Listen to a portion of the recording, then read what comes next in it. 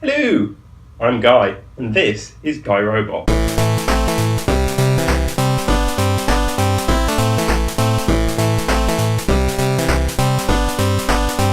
Hello and welcome to the latest episode of my blockchain Bonanza. I'm doing a video about cryptocurrencies and blockchain technologies every day this month. It's because I spent the last month working on my own cryptocurrency related startup. You can find out more at smartift.com. It's a cryptocurrency trading investment fund open for investment now.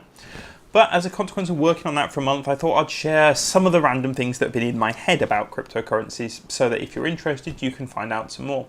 We've been looking at smart contracts for the last few days, and today I'm going to look at, well, what can we actually use them for? We've kind of described them vaguely and talked about some of the benefits and drawbacks, but what are some real world uses now?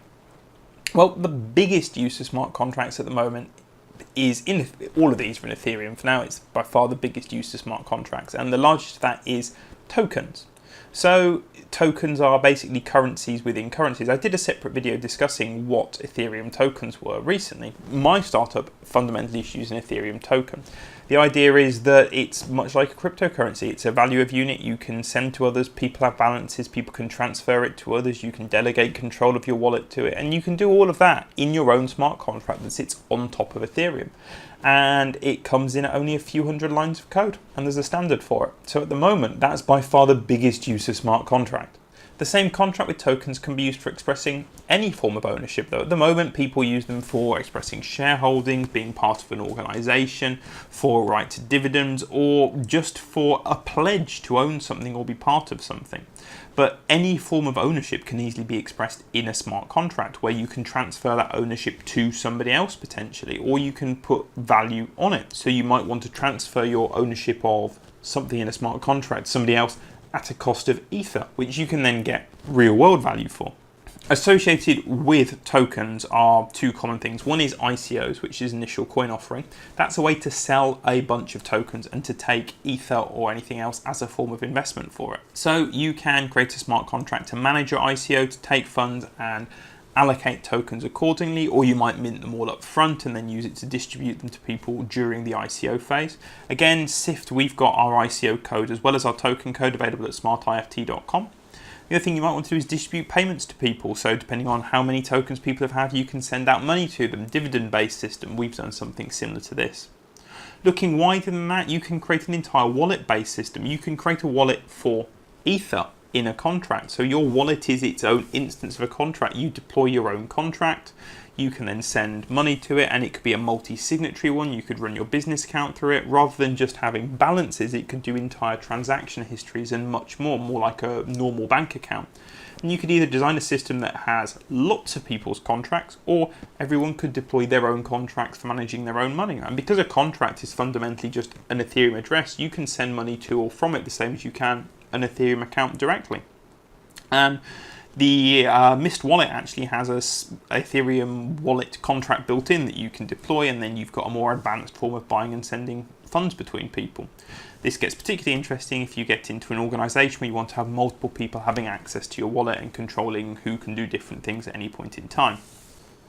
Authentication is another one. It's fairly common that the people who create a smart contract can do special things on it, but you can create an entire authentication system within a smart contract. Apart from instead of being tied to a username and password, it's tied to people's Ethereum addresses, which means that you are authenticating their actions by virtue of where the messages come from, which means that the inherent security of the public-private key system that's there is implemented for you, so you don't even need to worry about implementing that yourself. You can leverage the fact that Ethereum has that already. So authentication, I think, is a really interesting one of how you could potentially use smart contracts.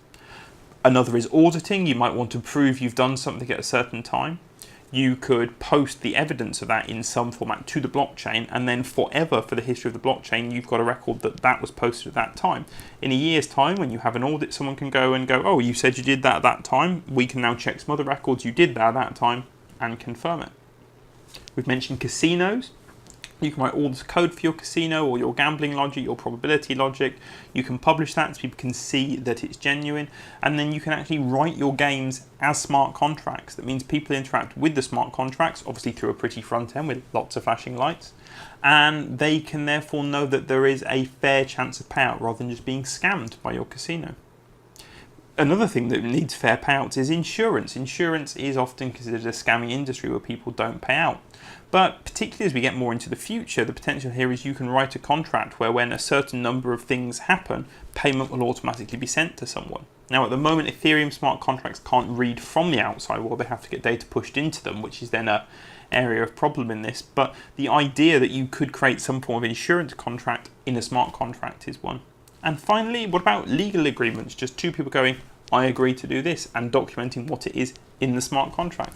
That again, infinitely possible, although at the moment most places wouldn't accept a smart contract as a legal right. But there are some places where digital signatures mean this probably isn't far off being the case. The possibilities are limitless. We, when we were doing SIFT, also actually built, although we've ended up not releasing it for business reasons rather than technical reasons, an entire token exchange. So you go to something like Poloniex.com or Kraken.com where people trade cryptocurrencies, or you've got some way to churn from one to another. And there's all of the back end and everything that supports it. And we decided we would write our own one for doing our own tokens completely in the blockchain. So you could place buy orders, sell orders, deal with fulfillments, deal with taking a percentage profit from it. And all of that was there and in the blockchain. So people could know that the code that was happening, they could see what was happening to it. It's all escrowed via the smart contract. And that means that people know that it's safe, because as a seller I can't scam the buyer, and the buyer I can't scam the seller, because it's all held in the contract. That very nature of not scamming people is how our ICO contract works. People buy SIFT from the ICO contract, but we can't take their money or do anything with it until the ICO is finished and we've successfully completed the ICO, so we can't dribble feed it out to us and then just vanish halfway through the funding process. And that's a really important part of it. But the possibilities are limitless. Anything that fundamentally stores and processes data without needing external input can work. And if the external input is a problem, you can pump that in. There's no reason that you can't create an external feed that sends a message to a smart contract every so often to give it external information. Thinking about the insurance payout, if you are the insurer, you could every day send a weather feed to a contract automatically. And when certain things happen, like a flood, then a payment is released to whoever's got that contract.